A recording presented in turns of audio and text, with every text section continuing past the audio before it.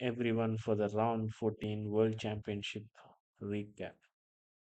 All Indians are celebrating the victory of Gukesh, who becomes the 18 world champion, youngest ever world champion in the history.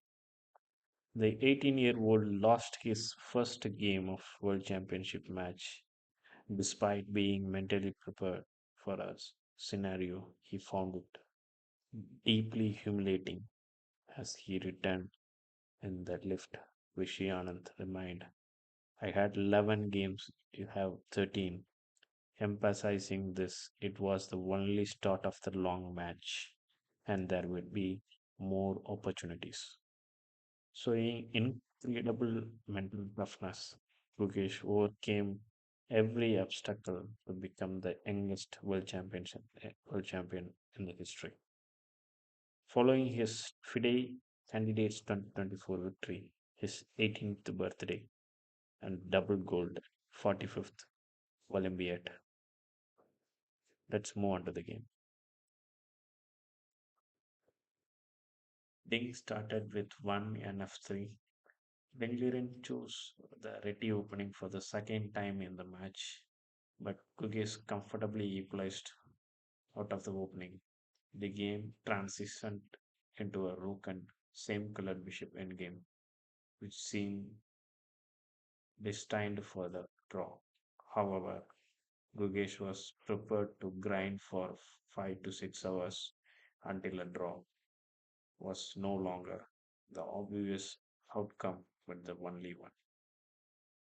D5 by Gugesh, G3, C5, Bishop G2, Knight C6, D4, E6, short castle, C takes D4, Knight takes D4, Knight G7. This comes a new. Uh, most of the players not played this move, but some games are already there. So C4, Knight takes D4, Queen takes D4, Knight C6, Queen D1, E3, Bishop C5, E takes D4, Bishop takes D4, Knight C3, short castle. Both the players are using very short time and playing their moves quickly. So, Knight D5, Bishop B6. For this move, Gukesh spent 13 minutes B3 by Ding. But instead of B3, there is a move Bishop E3. So after Bishop E3, Bishop takes E3, F takes E3, Queen B6, Queen D2. This gives a slight advantage for white. Very, very slight advantage, very tiny advantage. But Ding played this B3,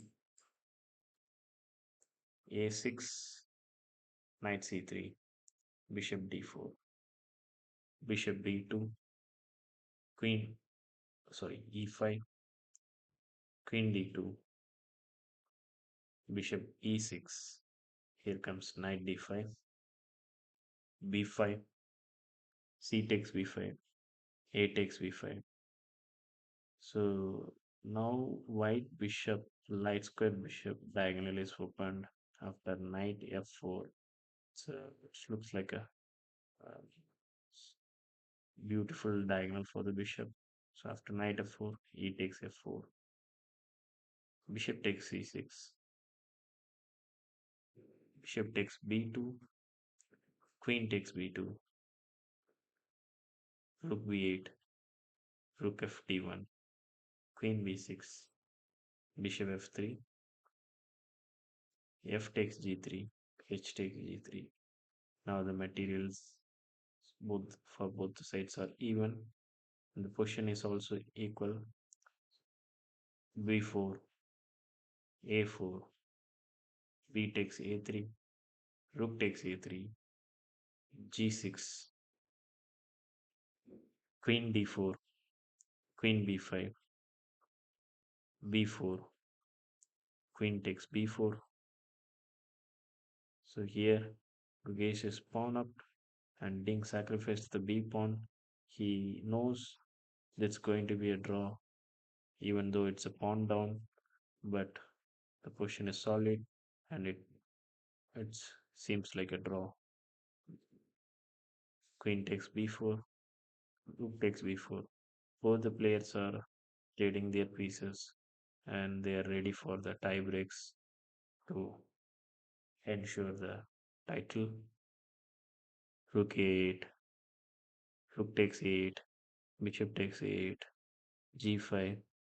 Here the position is solid and it's not easy for black to create a win, even though it's a pawn advantage. But Gukesh is playing, continuing the game with one pawn advantage. So bishop d5. Ding, Ding is expecting the pieces to be exchanged. Gukesh declined by playing bishop f5. This gives uh,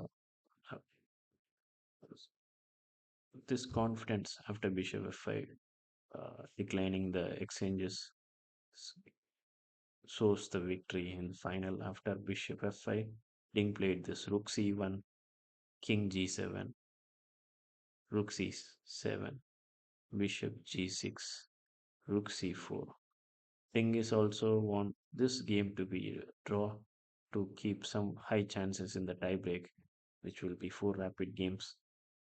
It seems Ding is better than Gukesh in the rapid games, but rook b1 check, king g2, rook e1, rook b4, h5, rook a4, rook e5, bishop f3, king h6.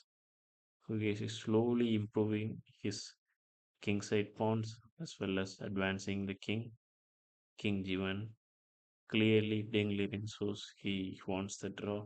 King g1, played in rook e6, rook c4, g4, bishop d5, rook d6, bishop b7, king g5, f3, f5, f takes g4, h takes g4,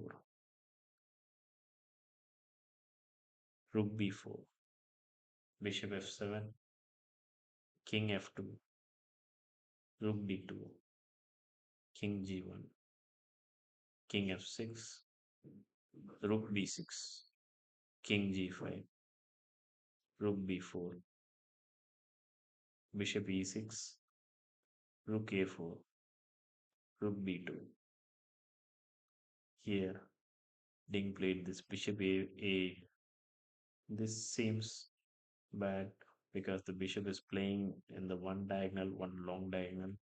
Seems and even in the h1 square, it's good, but bishop moves to a8. This seems to a slight mistake, but even though bishop moves to e8, it's not easy to convert to a win. But after bishop a8, Gugesh keep on trying by playing king f6, rook f4, king f5. Here, Ding played this move very quickly by playing this rook f2. Confident about this move, but this seems to a basic mistake, very basic mistake done by Ding. And after this move, Ding didn't realize this is a mistake. He is waiting for his opponent to make some move, but Gugesh thought this is going to be a. He is also in press meet. After a few moves, it's going to be a draw, and he's ready for tie breaks. But after this rook f2, he realized there is no tie break. Somehow there is a win, and after 2 minutes of thought, he played this rook takes f2. He clearly knows this is a big mistake, and Ding has also realized this is lost and he lost the world championship title. And after king f2, bishop d5. Now the bishop e8 is trapped and it's forced to exchange the bishop after king takes d5.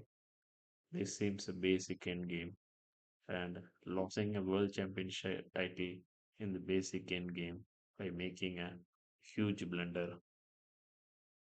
It's a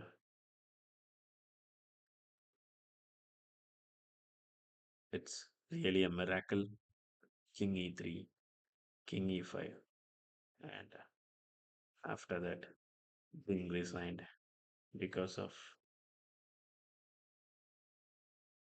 clearly loss in the endgame, and Gukesh is finally crying, uh, shows the emotions all in the board, winning the world championship. And in the press meet, he mentioned all the seconds who whom he worked for this world championship, and he's giving thankfulness to all the seconds and his team and his parents and for the fans. And also he praised about Ding Liren, about his games and respect his opponent. It shows the maturity mind for the Gugesh. Hats off his victory and bringing back our trophy, which lost in the 2013 World Championship when Carlsen won the championship and getting the trophy from Anand. But after 10, 11 years, Gugesh won the World Championship and getting the trophies back to India. It's a huge success for Indian chess in the world stage. Thanks. Bye.